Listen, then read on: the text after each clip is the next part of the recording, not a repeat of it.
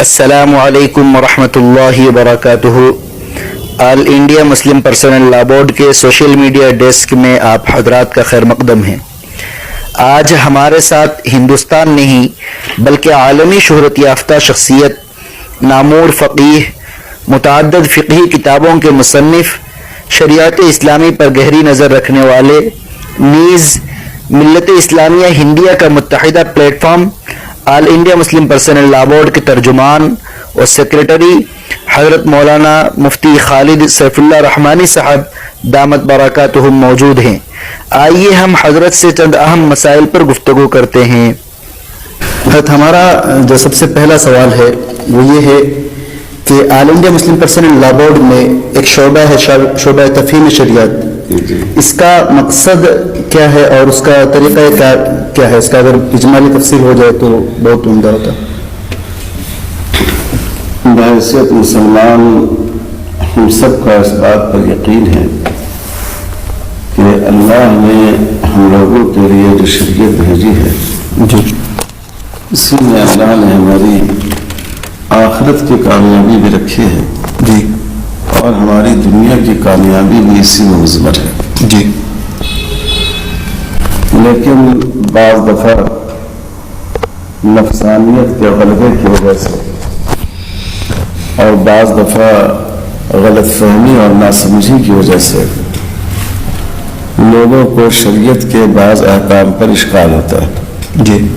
جیسے یہی طلاق کا مسئلہ ہے، تعدد ازدواج اور پولیگیمی کا مسئلہ ہے۔ تو اس شعبے کا مقصد یہ ہے کہ جو قانوندہ حضرات ہیں، جو جدید تعلیم یافتہ حضرات ہیں، جو میڈیا سے مربوط لوگ ہیں، جن مسائل پر انہیں اشکال ہوتا ہے انہیں اس کی حقیقت سمجھائی جائے، اس کی لاجک سمجھائی جائے، اس کی مصلحت، انسانی ضرورتوں اور مصلحتوں سے اس کا ہم آہنگ ہونا، اس کو ان پر واضح کیا جائے۔ اس مقصد کے لیے اس شعبے کا قیام عمل میں آیا ہے۔ یہ شعبہ کب قیام عمل میں آیا؟ یہ مجھے سن پوری طرح یاد نہیں ہے، لیکن اجلاس عام بھوپال اس میں یہ تجویز منظور ہوئی اور پہلے اس کے کنوینر حضرت مولانا جلال الدین عمری صاحب موجودہ نائب صدر بورڈ وہ مقرر ہوئے تھے۔ جب ان پر جماعت اسلامی کی عمارت کی ذمہ داری آ گئی تو پھر اس حقیر کو یہ ذمہ داری سونپی گئی، جس کو وہ اپنی کوشش بھر انجام دینے کی کوشش کرتا ہے کہ جہاں تک اس سے ہو سکے وہ اس کو انجام دے۔ تو اس کے کام کرنے کا طریقہ کیا ہے؟ اس میں کام کا طریقہ یہ ہے کہ 7-8 موضوعات ہیں ان کا اگر تھوڑا سی تفصیلی، اس میں تعدد ازدواج کا موضوع ہے، اس میں طلاق کی مشروعیت کیوں ہوئی، پھر طلاق کا اختیار شوہر کو کیوں دیا گیا، پھر مطلقہ کا نفقہ شوہر پر کیوں واجب نہیں ہونا چاہیے، پھر طلاق سے پہلے شریعت میں تحکیم کو کیوں ضروری قرار نہیں دیا گیا۔ اسی میں مسئلہ میراث کا بھی آتا ہے کہ بیٹی کا حصہ میراث بیٹے کے مقابلے کم کیوں ہوتا ہے۔ بعض حالتوں میں یتیم پوتے کو اپنے دادا کے مال سے ترکے سے میراث نہیں ملتی ہے، اس کا کیا سبب ہے۔ اسی طرح اسلام نے حالت نابالغی کے نکاح کو بھی کیوں جائز رکھا ہے، اور اسلام نے متبنہ کو لیپالک بنانے کو، گود لینے کو قبول نہیں کیا ہے۔ تو ان مسائل پر بحث کی جاتی ہے۔ 2 طرح کے پروگرام ہوتے ہیں، ایک ورکشاپ ہوتا ہے 2 دن کا جس میں ان تمام موضوعات پر تفصیل سے گفتگو کی جاتی ہے اور علماء اور وکلاء کو ان موضوعات پر بات کرنے کے لیے تیار کیا جاتا ہے، ان کی تربیت کی جاتی ہے۔ اور دوسرا طریقہ یہ ہے کہ ایک روزہ سمپوزیم ہوتا ہے اس پر، جس میں ان تمام موضوعات پر اختصار کے ساتھ ضروری بات کی جاتی ہے۔ بالکل۔ اور اب تک ماشاءاللہ ملک میں بہت سارے پروگرام ہوئے ہیں اور اب تو یہ بہت سی مسلم تنظیموں نے اپنے یہاں ایک موضوع اور عنوان اس کو بنا لیا ہے جی اور ماشاءاللہ اس پر کافی کام ہو رہا ہے. جی حضرت ایک سوال ہے کہ ابھی طلاق کے سلسلے میں جو پورے ہندوستان بھر میں ماحول کو خراب کرنے کی کوشش کی گئی اور اس کے ساتھ ساتھ جو ہے اسلام کے جو طلاق کا نظام ہے اس کو مسخ کر کے پیش کیا گیا ہے، جیسا کہ طلاق بری چیز ہے وغیرہ وغیرہ. تو کیا آپ ہمیں بتائیں گے اسلام کا طلاق کی خوبصورتی کیا چیز ہے؟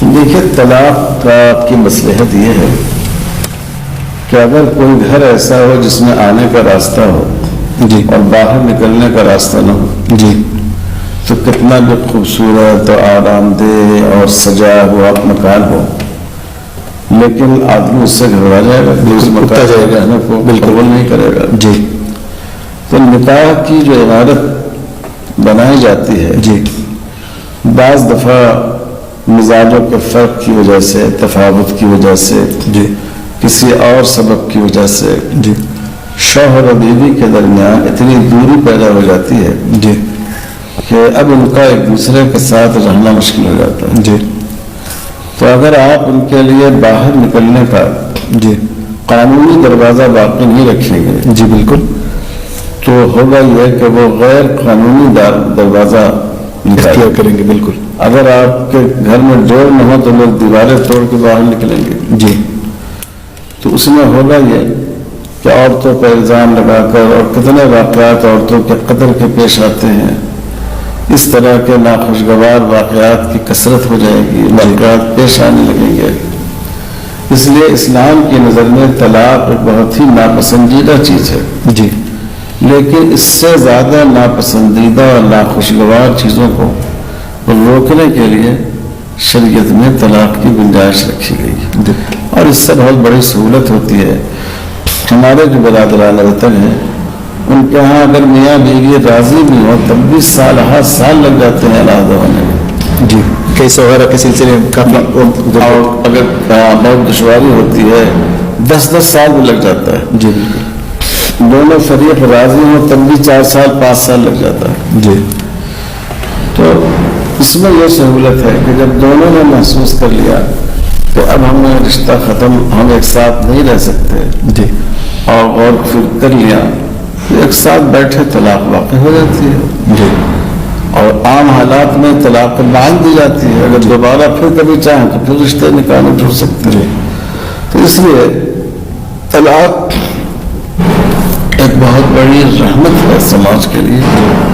اسی لیے جن قوموں کے ہاں طلاق کا تصور نہیں تھا وہ بھی طلاق کو قبول کرنے پر مجبور ہوئے. جی اسلام کا نظام طلاق کیا ہے؟ نظام طلاق ہے کہ ہمارے یہاں طلاق کی 3 قسمیں ہیں. جی اگر آدمی لفظ طلاق کے ذریعے 1 یا 2 طلاق دے تو طلاق رجعی ہے. جی عدت کے اندر واپس لوٹا سکتا ہے. وہ عدت کتنے دن کی ہے؟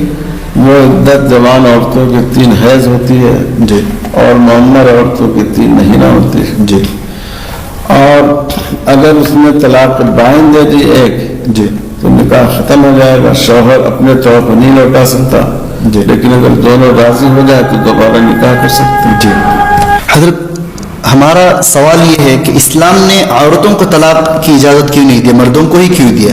یہ ایک بہت بڑا سوال پیدا ہوتا ہے.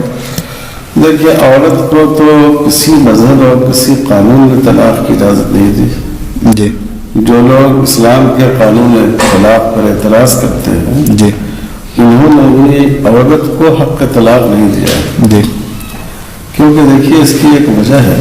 جی طلاق بہت ہی سنجیدگی سے سوچ سمجھ کر انجام دینے کا عمل. جی جو خواتین ہیں جی ان کو ماں کا کردار بھی ادا کرنا ہوتا ہے. جی اور ماں کا کردار ادا کرنے کے لیے ضروری ہے کہ اس میں جذبات زیادہ ہوں.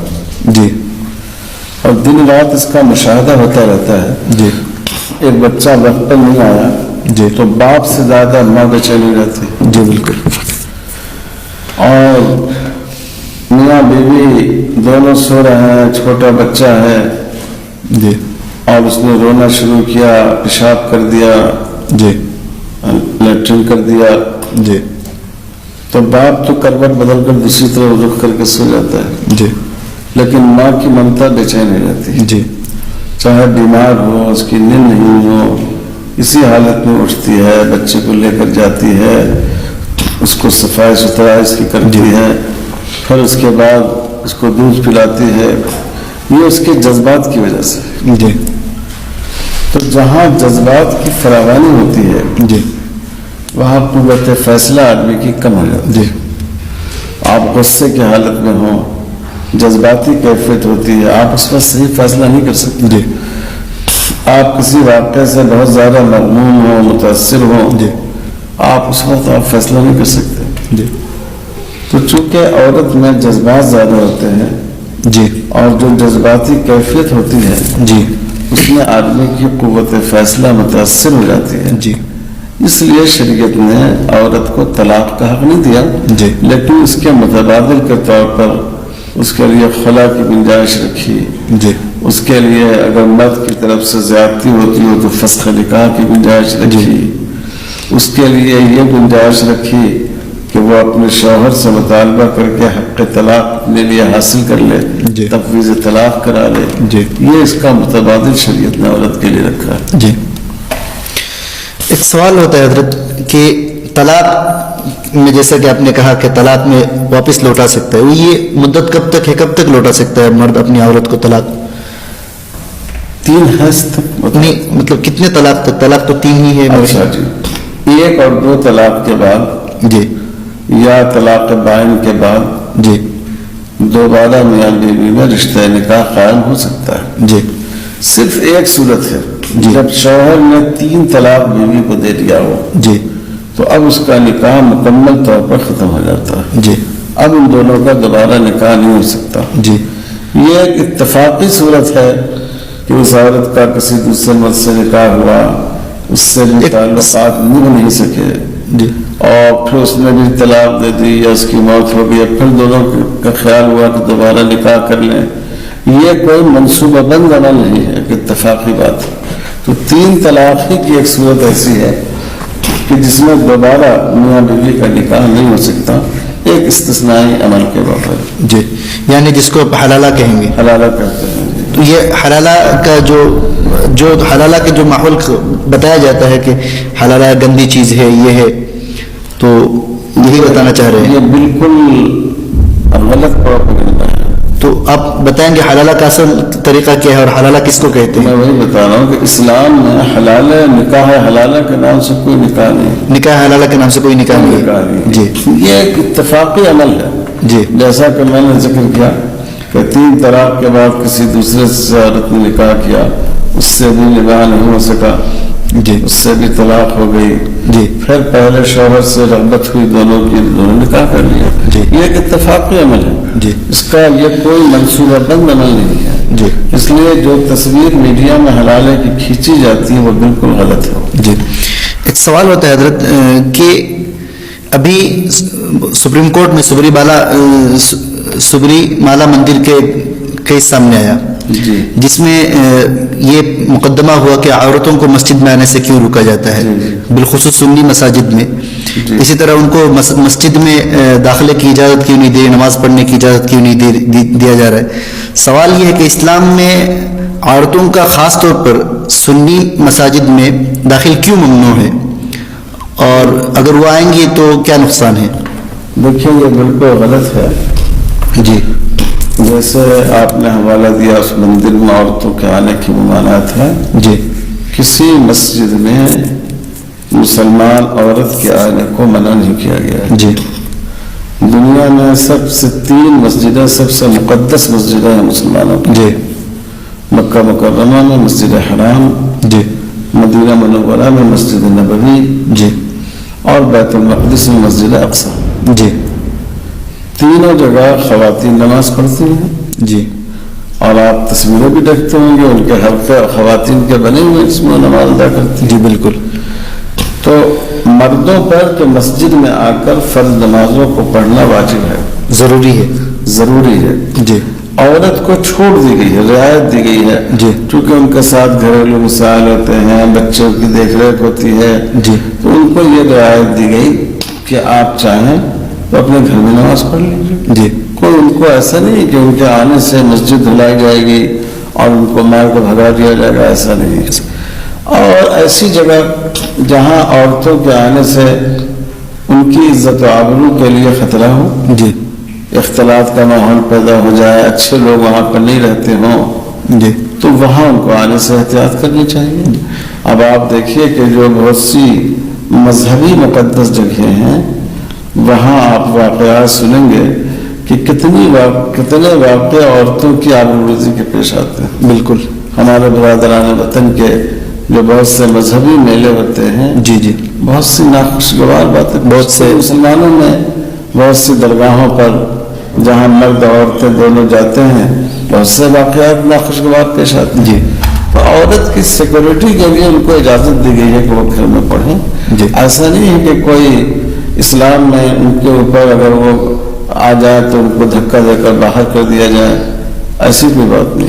ایک سوال ہوتا ہے کہ عورت امام و مؤذن کیوں نہیں بن سکتے، اور اس پر سوال یہ بھی ہوتا ہے کہ یہ جنڈر جسٹس کے خلاف ہے، جنڈر جسٹس یعنی صنفی مساوات کے خلاف ہے. تو اس پر آپ مطلب یہ ہے کہ عورت امام اور مؤذن بن جائے تو اس سے اس کو کیا فائدہ ہونے والا ہے، یہ بات دیکھنے کی ہے. جی کہ عورت اگر امام اور مؤذن بن جائے تو کیا اس سے اس کو کچھ فائدہ ہوگا. مسئلہ یہ ہے کہ ہر آدمی کی اس کے لحاظ سے اس کی ذمہ داریاں ہوتی ہیں. جی بالکل. آپ دیکھیے فوج میں مرد ہے، جی اگر عورتوں کا کوئی دستہ ہوتا بھی تو پیچھے تعاون کے لیے رکھتے ہیں. جی جہاں کہیں فساد ہوتا ہے وہاں سامنا کرنے کے لیے مرد پولیس والے جاتے ہیں. جی تو یہ تو ایک فطری صلاحیتوں کے لحاظ سے مقام رکھا گیا ہے. جی اب امام اکیلے آگے نماز پڑھتا ہے، جی جھکتا ہے، سجدے میں جاتا ہے، کھڑا ہوتا ہے، جی اس کے جسم کی حرکات و سکنات لوگوں کے سامنے آتی ہیں. اب ایک عورت آگے نماز پڑھے جی اور اس کے جسم کی حرکات و سکنات پیچھے لوگوں کے سامنے آئے، جی اس میں اس عورت کی بے عزتی بھی، ظاہر سی بات ہے، بالکل بے عزتی اس لیے اسلام نے اس سے منع کیا. ہاں صرف عورتیں ہی ہوں، عورت ان کی امامت کر سکتے ہیں. جی یعنی کہ عورتوں کی امامت کی اجازت دی گئی ہے. دی گئی ہے. جی ایک ابھی سپریم کورٹ میں حضرت یہ کیس پیش آیا، مقدمہ پیش آیا کہ نکاح مسیار. جی یہ نکاح مسیار کیا چیز ہے؟ یہ نکاح مسیار اپنے یہاں ہندوستان میں تو ہے نہیں اس کا رواج. جی یہ عربوں میں ایسا ہے کہ جیسے ہمارے یہاں لڑکے والوں کی طرف سے مطالبہ ہوتا ہے لڑکی سے جی جہیز کا، جی ویسے ہی وہاں لڑکی کا مطالبہ ہوتا ہے لڑکے والوں سے. اچھا. یہ فرنیچر ہونا چاہیے، ایسا مکان ہونا چاہیے، شرائط جو اتنا مہر ہونا چاہیے.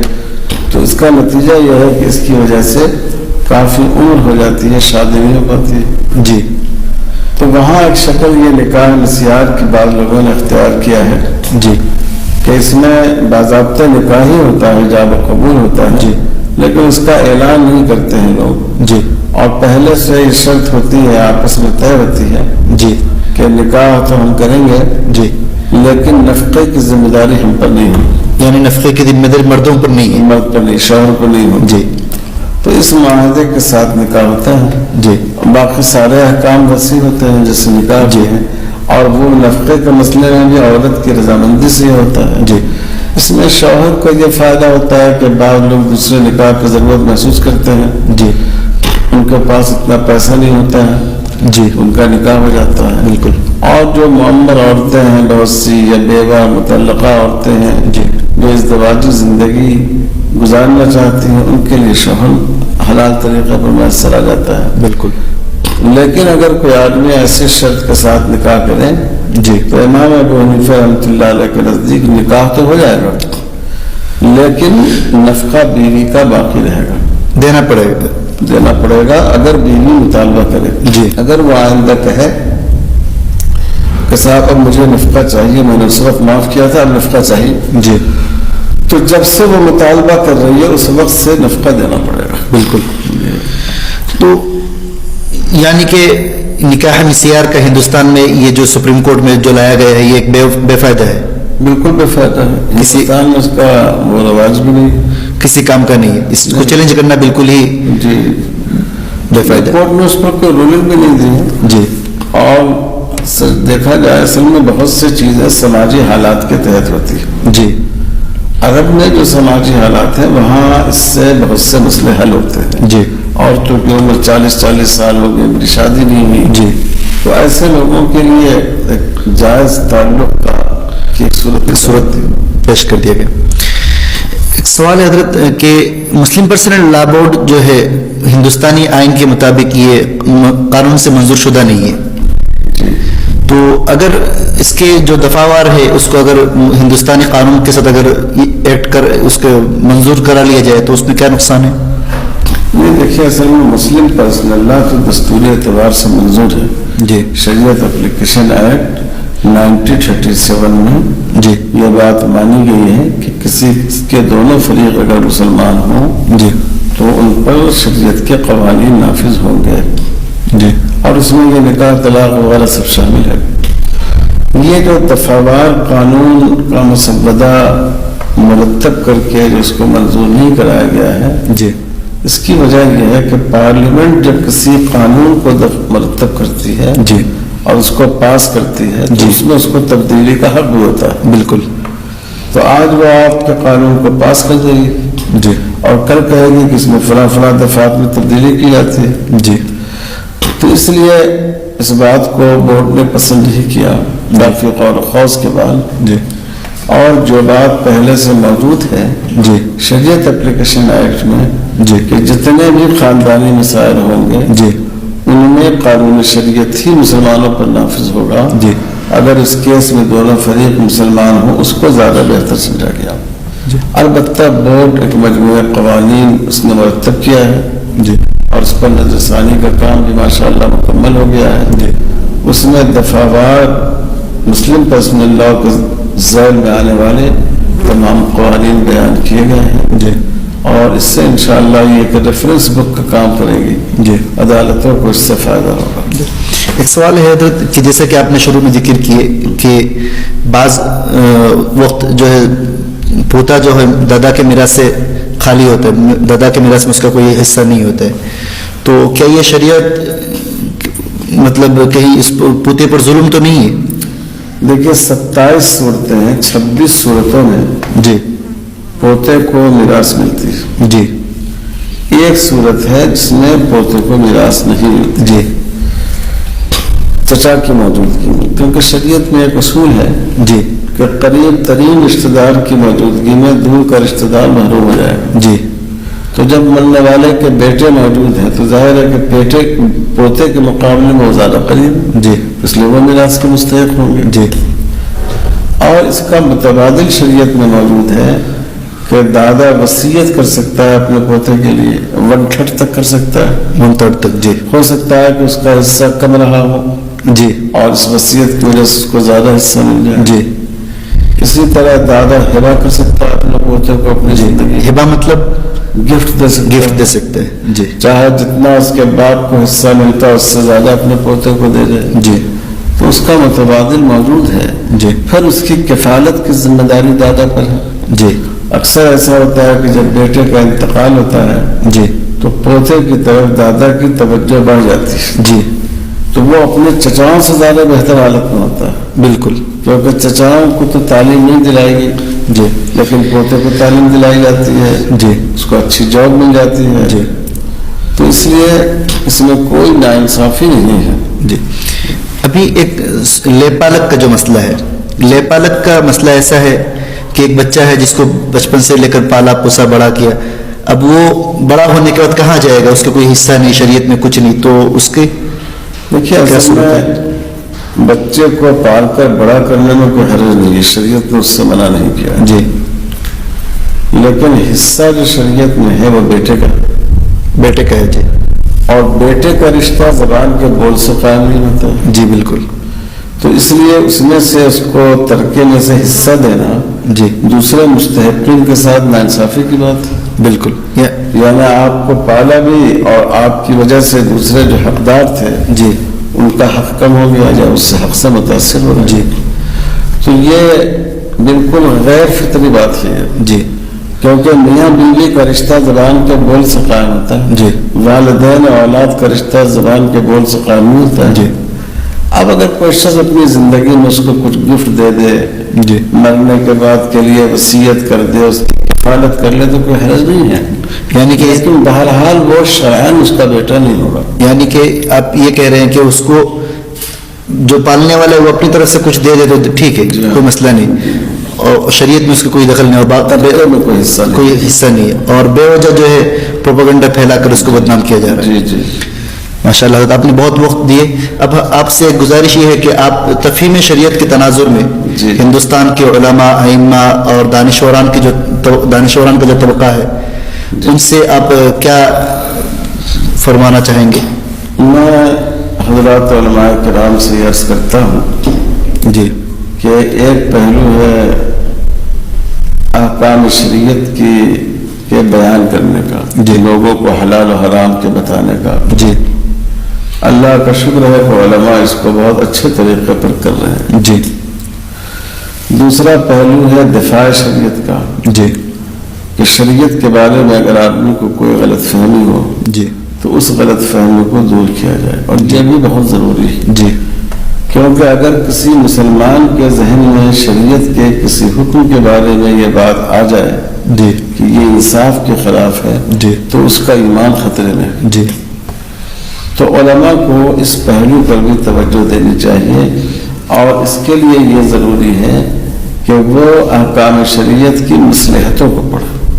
हमारे बुजुर्गों ने इस पर काम किया। जी। शाह वली साहब रहमतुल्लाह अलैह की किताब हुज्जतुल्लाह अल-बालिग़ा का तो मौज़ू ही है। जी तो जिन मसाइल पर एतराज़ात किए जाते हैं उन पर आदमी तहक़ीक़ करे, उनकी मसलहतों को समझे, आदाद और शुमार के ज़रिए उसके फ़वाइद को जानने की कोशिश करे।